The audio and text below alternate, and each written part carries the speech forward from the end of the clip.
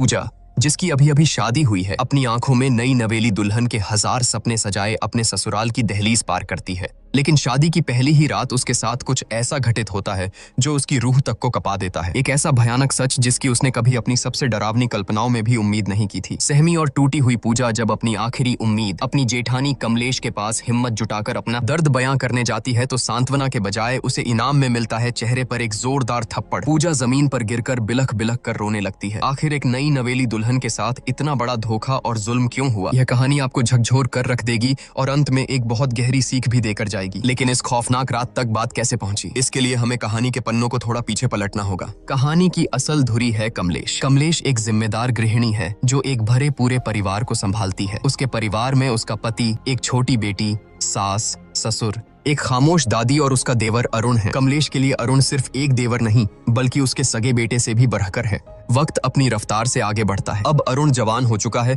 और पूरा परिवार उसके लिए रिश्ता देखने जा रहा है। जिस लड़की को देखने पूरा परिवार जा रहा है उसका नाम है पूजा। इंग्लिश ऑनर्स में बीए कर चुकी पूजा अपनी बातों और आत्मविश्वास से सबका मन मोह लेती है। जब वह अपनी मीठी आवाज में एक अंग्रेजी गाना गाकर सुनाती है तो मानो पूरा परिवार उस पर फिदा हो जाता है। अरुण तो जैसे उसे देखते ही अपना दिल हार बैठता है। लेकिन इस पूरे कमरे में एक शख्स ऐसा था जिसके चेहरे पर खुशी की जगह एक उलझन थी। कमलेश को पूजा का यह मॉडर्न और बेबाक अंदाज बिल्कुल रास नहीं आता, लेकिन अरुण की खुशी और उसकी जिद के आगे कमलेश को झुकना ही पड़ता है। मन मारकर ही सही वह इस रिश्ते के लिए हामी भर देती है। उसी दिन चट मंगनी पट ब्याह की तर्ज पर धूमधाम से रिंग सेरेमनी हो जाती है। पूजा की उंगली में अरुण के नाम की अंगूठी सज जाती है, लेकिन किसी को नहीं पता था कि यह खुशियां सिर्फ एक रात की मेहमान हैं। अगली सुबह कमलेश अपनी सास के साथ ऑटो से कहीं जा रही होती है। अचानक रास्ते में उनकी नजर एक भारी भीड़ और शोर शराबे पर पड़ती है। कुछ लोग सड़कों पर विरोध प्रदर्शन कर रहे थे। तभी भीड़ के बीच कमलेश की नजर एक ऐसे चेहरे पर पड़ती है जिसे देखकर उसके पैरों तले जमीन खिसक जाती है। वह सरेआम भड़क उठती है और हुक्म सुनाती है कि ये सब नौटंकी तुरंत बंद करो। गुस्से से आगबूला कमलेश आगे बढ़ती है। पूजा का हाथ झटक कर पकड़ती है और उसकी उंगली से सगाई की अंगूठी बेदर्दी से खींचकर निकाल लेती है। एक ही पल में,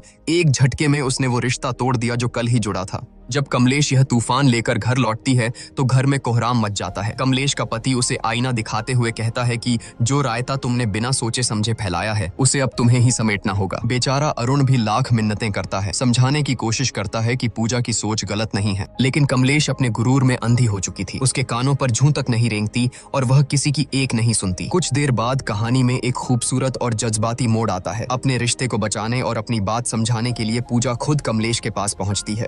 वह बहुत ही नरमी से माफी मांगते हुए कहती है कि अगर हम सही के लिए और दूसरों के हक के लिए खड़े नहीं होंगे तो यह दुनिया धीरे धीरे खत्म हो जाएगी। कमलेश जो भले ही पुरानी सोच की थी लेकिन दिल की साफ थी, पूजा की बातों की गहराई को महसूस कर लेती है। उसका दिल पसीज जाता है और वह मुस्कुराकर कहती है कि मुझे बातें जरा देर से समझ आती हैं, लेकिन जब एक बार समझ आ जाएं तो मैं सही का साथ कभी नहीं छोड़ती। यह कहकर कमलेश पूरे मान सम्मान के साथ वो अंगूठी वापस पूजा को सौंप देती है। आखिरकार शहनाइयां बजती हैं और अरुण तथा पूजा विवाह के बंधन में बंध जाते हैं। लेकिन शादी की इस चकाचौंध के बीच एक परेशानी छिपी थी। शादी वाले दिन पूजा की तबीयत बेहद खराब थी। तेज बुखार और बदन दर्द के कारण उसका बुरा हाल था। फेरों के वक्त भी वह दवाइयों के सहारे मुश्किल से खुद को खड़ा रख पा रही थी। शादी की रस्में पूरी होने के बाद आती है वो रात जिसे हर नई नवेली दुल्हन अपनी जिंदगी की सबसे खूबसूरत रात मानती है, सुहाग रात। अरुण कमरे में आता है और कुछ इधर उधर की औपचारिक बातों के बाद वह पूजा के करीब आने लगता है। पूजा जो दर्द और बुखार से टूट रही थी बहुत ही स्पष्ट शब्दों में अरुण से कहती है कि मेरी तबीयत बहुत ज्यादा खराब है, मुझे तेज बुखार है और पूरा शरीर दर्द से टूट रहा है। प्लीज आज हम कुछ भी नहीं करेंगे। लेकिन अरुण पर जैसे हवस और पति होने के गुरूर का भूत सवार था। उसने पूजा की एक न सुनी। पूजा के लगातार मिन्नतें करने, रोने और मना करने के बावजूद अरुण ने अपनी मर्दानगी के अंधे नशे में उसके साथ जबरदस्ती की। नई दुल्हन के वो सुनहरे सपने उसी बिस्तर पर बुरी तरह कुचल दिए गए। सुबह की किरणें कमरे में आईं, लेकिन पूजा की दुनिया में हमेशा के लिए अंधेरा छा चुका था। वह दर्द और सदमे से कराहते हुए बस रोए जा रही थी। अरुण उसे चुप कराने की कोशिश करता है, मानो कोई बहुत मामूली बात हुई हो। वह बड़े हक से कहता है कि अरे मैं तुम्हारा पति हूँ, यह तो मेरा हक है। शादी के बाद तो यह सब होता ही है। यह सुनकर पूजा के अंदर का दर्द एक चीख बनकर फूट पड़ता है। वह बिलखते हुए अरुण की आंखों में देखती है और कहती है कि हक तूने मेरा किया है। शब्द सुनकर अरुण सन्न रह जाता है, लेकिन अपनी घिनौनी हरकत पर शर्मिंदा होने के बजाय उसकी मर्दानगी को चोट लग जाती है। वह गुस्से से आगबूला होकर कहता है कि अगर तुझे लगता है कि मैंने कुछ गलत किया है तो जा बाहर और चिल्ला चिल्लाकर सबको बता दे। यह कहकर वह निर्दयता से पूजा को कमरे से बाहर निकाल देता है। रोती कांपती पूजा जैसे ही कमरे से बाहर आती है, उसकी नजर आंगन में खड़ी कमलेश पर पड़ती है। कमलेश घर की और पड़ोस की कुछ औरतों से बात कर रही थी। पूजा के कानों में कमलेश की आवाज पड़ती है कि औरतें जितना किसी बम के फटने से नहीं डरती, उतना अपनी इज्जत का तमाशा बनने से डरती हैं।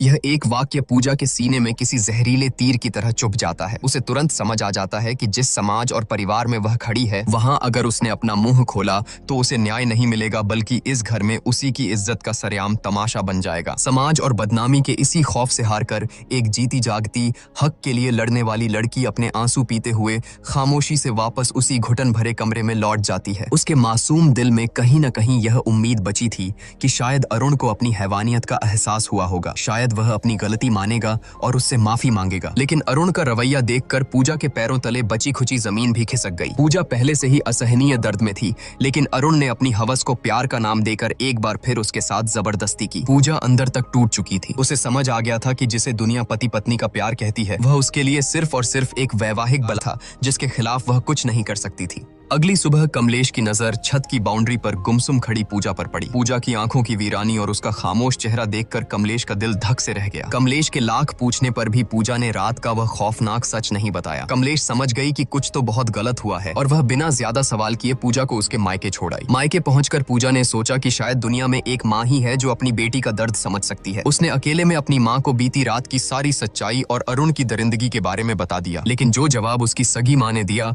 वह अरुण की हैवानियत से भी ज्यादा खौफनाक था। माँ ने उसे सीने से लगाने के बजाय समझाते हुए कहा कि पति पत्नी के बीच ये सब तो होता ही है, शादी की है तो ये सब तो निभाना ही पड़ेगा। इसमें ना कहने वाली क्या बात थी, इसी से तो परिवार और वंश आगे बढ़ता है। अपनी ही माँ के मुंह से ये शब्द सुनकर पूजा सन्न रह गई। रही सही कसर माँ ने इमोशनल ब्लैकमेल करके पूरी कर दी। घर की गरीबी का वास्ता देते हुए उसने पूजा को तुरंत ससुराल वापस लौटने का हुक्म दिया और धमकी दी कि अगर वह वापस नहीं गई तो वह अपनी नस काटकर जान दे देगी। अपनों से मिले इस धोखे के बाद बेचारी पूजा के पास कोई रास्ता नहीं बचा था। वह एक जिंदा लाश की तरह कमलेश के साथ वापस लौटने लगी। सफर के दौरान एक जगह वॉशरूम जाने के बहाने पूजा ऑटो से उतरी। यह उसकी जिंदगी का सबसे बड़ा फैसला था। उसने पीछे मुड़कर नहीं देखा और वहां से चुपचाप भाग निकली। कमलेश ने उसे पागलों की तरह हर जगह ढूंढा, लेकिन पूजा का कोई सुराग नहीं मिला। घर पहुंचकर जब कमलेश ने यह खबर दी तो पूरे परिवार में हड़कंप मच गया। सबने पूजा को ढूंढा, लेकिन वह जैसे हवा में गायब हो गई थी। हारकर कमलेश ने पूजा की दोस्त सोना को फोन मिलाया, जो एक एनजीओ में काम करती थी। सोना ने कहा कि उसे पूजा के बारे में कुछ नहीं पता,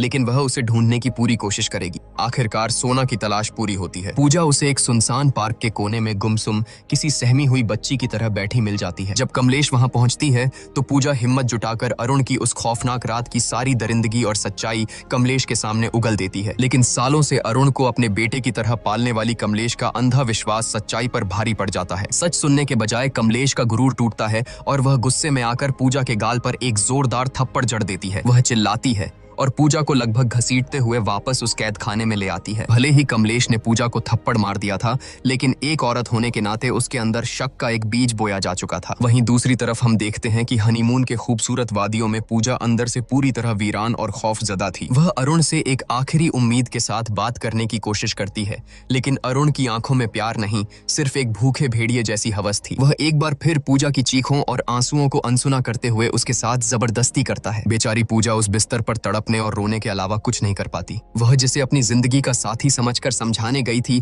वह सिर्फ एक झल्लाद निकला। पूजा को उस रात पूरी तरह समझ आ गया था कि अरुण की नजरों में वह कोई पत्नी या प्यार नहीं, बस उसकी हवस मिटाने का एक बेजान जरिया भर थी। पूजा की जिंदगी एक जीते जागते नर्क में बदल चुकी थी। एक रात खौफ से कांपती पूजा खुद को बाथरूम में बंद कर लेती है। बाहर से अरुण दरवाजे को पीटते हुए उसे बाहर आने का हुक्म देता है। अंदर से डरी सहमी पूजा रोते हुए कहती है कि आज मैं तुम्हारे करीब नहीं आ सकती, मेरे पीरियड्स शुरू हो गए हैं। लेकिन एक हैवान के सिर पर सवार हवस को भला कोई कैसे रोक सकता था? अरुण का जवाब किसी भी इंसान की रूह का पाने के लिए काफी था। वह बेशर्मी और क्रूरता से कहता है कि मुझसे झूठ मत बोल, दरवाजा खोल, मुझे देखना है। यह सुनकर बाथरूम के अंदर खड़ी पूजा की जान सूख जाती है। उसे समझ आ जाता है कि यह दरिंदा उसकी कोई बात नहीं मानेगा। इसी खौफ और बेबसी के बीच पूजा की नजर वहां रखी एक ब्लेड पर पड़ती है और सीन यहीं कट हो जाता है। अगली सुबह घर में कोहराम मच जाता है। सबको पता चलता है कि पूजा अस्पताल में है और उसकी हालत बेहद नाजुक है। पूरा परिवार बदहवास हालत में वहां पहुंचता है। अरुण अरुण बड़ी चालाकी से कमलेश और बाकी घर वालों को गुमराह करते हुए कहता है कि उसे औरतों वाली कोई अंदरूनी दिक्कत थी,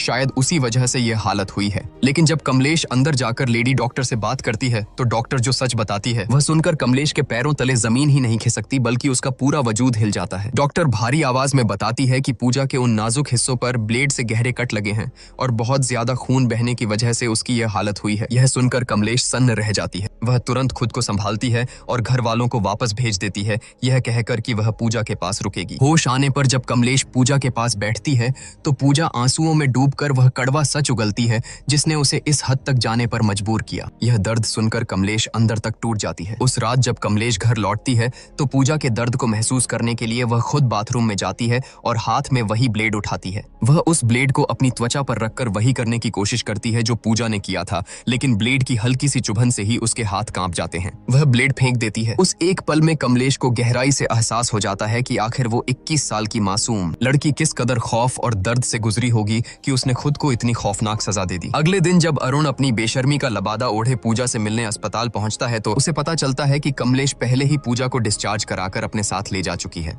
अपनी पत्नी की इतनी गंभीर हालत के बावजूद उस जाहिल इंसान के दिमाग में सिर्फ एक ही बात चल रही थी। वह बेशरम होकर लेडी डॉक्टर से पूछता है कि अब मैं अपनी पत्नी के साथ इंटीमेट तो हो सकता हूँ ना। यह घिनौना सवाल सुनकर डॉक्टर का खून खौल उठता है। वह डॉक्टर पूजा के वो खौफनाक घाव देख चुकी थी और जानती थी कि इसके पीछे कौन है। वह अरुण पर बुरी तरह भड़क जाती है और पूरी ताकत से चिल्लाते हुए कहती है कि बहुत ही नीच और घिनौना इंसान है तू, तेरे जैसे जाहिलों के आड़ में तो गोली मार देनी चाहिए। वह तुरंत सिक्योरिटी गार्ड्स को बुलाती है और अरुण को धक्के मारकर अस्पताल से बाहर फेंकवा देती है, यह चेतावनी देते हुए कि यह जानवर इंसान दोबारा मेरे अस्पताल के आसपास भी नहीं दिखना चाहिए। पूजा जो अपनी आंखों में शादी और एक नए जीवन के 1000 सुनहरे सपने लेकर इस घर में आई थी, आज उसकी जिंदगी एक ऐसे भयानक नर्क में तब्दील हो चुकी है जहां उसका ही पति उसका सबसे बड़ा मुजरिम बन गया है। प्यार और हक के नाम पर पूजा ने जो झेला है वो मौत से भी बदतर था, लेकिन अब जब पूजा मौत के मुंह से वापस लौट आई है और उसे उस कमलेश का साथ मिल गया है जो कल तक उसी के खिलाफ खड़ी थी, तो अब आगे क्या होगा? आपके हिसाब से अब पूजा को क्या कदम उठाना चाहिए? क्या उसे अरुण को माफ कर देना चाहिए